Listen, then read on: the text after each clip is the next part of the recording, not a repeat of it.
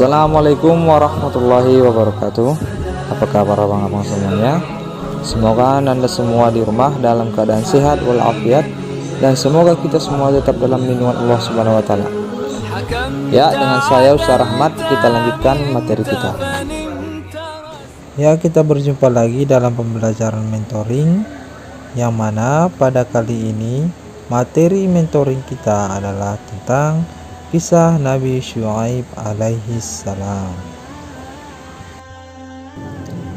Iblis telah bersumpah di hadapan Allah untuk menggoda umat manusia.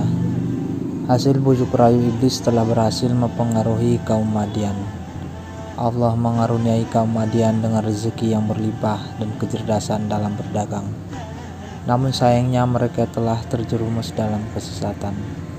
Mereka telah melupakan ajaran yang benar dan berganti menyembah Al-Haikah, pohon yang sangat besar dan berdaun lebat. Di tengah-tengah kaum yang sesat ini, Allah Subhanahu wa taala menunjuk Nabi Syuaib alaihi salam sebagai penunjuk jalan. Nabi Syuaib alaihi salam masih keturunan dari Nabi Lut alaihi salam dan terkenal sangat cerdas dan pandai sekali dalam berkhutbah. Nabi Syuaib begitu keras menyerukan agar kaum Madian berhenti menyembah pohon Al-Haikah dan kembali menyembah Allah Subhanahu wa taala. Namun sama seperti kaum-kaum sebelumnya, kaum Madian pun menentang seruan Nabi Syuaib alaihi salam.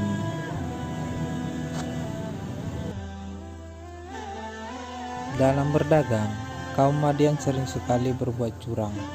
Mereka mengurangi timbangan dan sengaja merugikan para pembeli.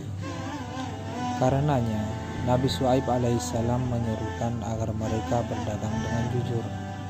Namun seruan Nabi Syuaib alaihissalam malah menambah marahnya kaum Madian. Para pemuka kaum Madian sudah tidak tahan lagi dengan dakwahan Nabi Syuaib alaihissalam, dan mereka pun berusaha mengancam Nabi Syuaib alaihissalam dan para pengikutnya. Jika Nabi Syuaib alaihissalam tidak menghentikan dakwahnya, maka Nabi Syuaib alaihissalam akan diusir dari Madian.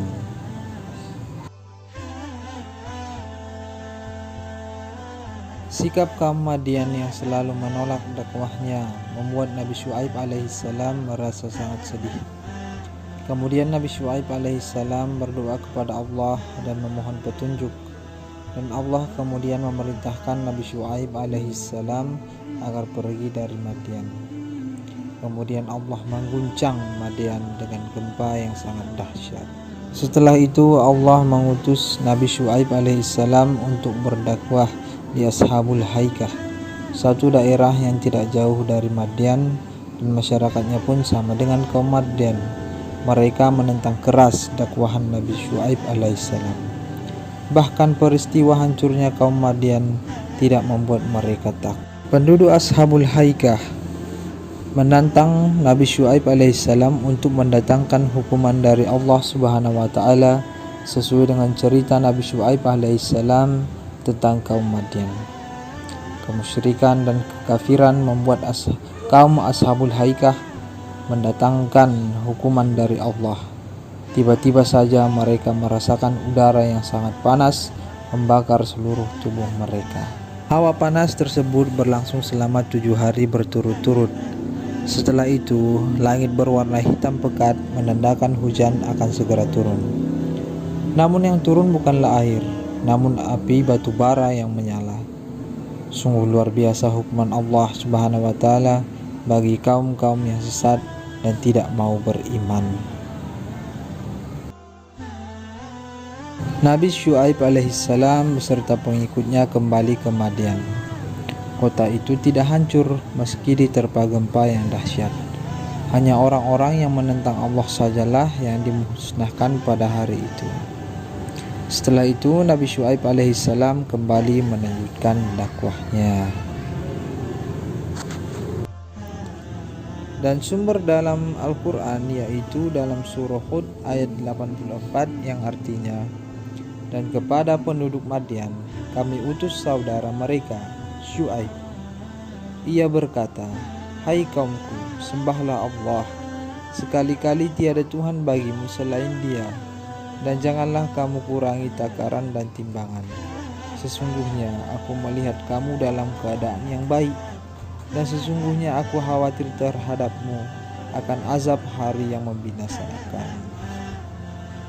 Dalam ayat Al-Quran ini yang menjadi salah satu kesimpulan dari kisah Nabi Syuaib alaihissalam, bahwa kita dalam berdagang harus bersikap adil, dan jika tidak, kita akan mendapatkan azab pada hari kiamat nanti. Ya, cukup sekian pembelajaran kita kali ini. Kita tutup pembelajaran kita dengan baca alhamdulillah. Alhamdulillahirabbil alamin. Dan doa kafaratul majelis. Subhanallahumma wa bihamdika asyhadu an la ilaha illa anta astaghfiruka wa atubu ilaik. Sekian dari saya, Rahmat Ardiansah. Assalamualaikum warahmatullahi wabarakatuh.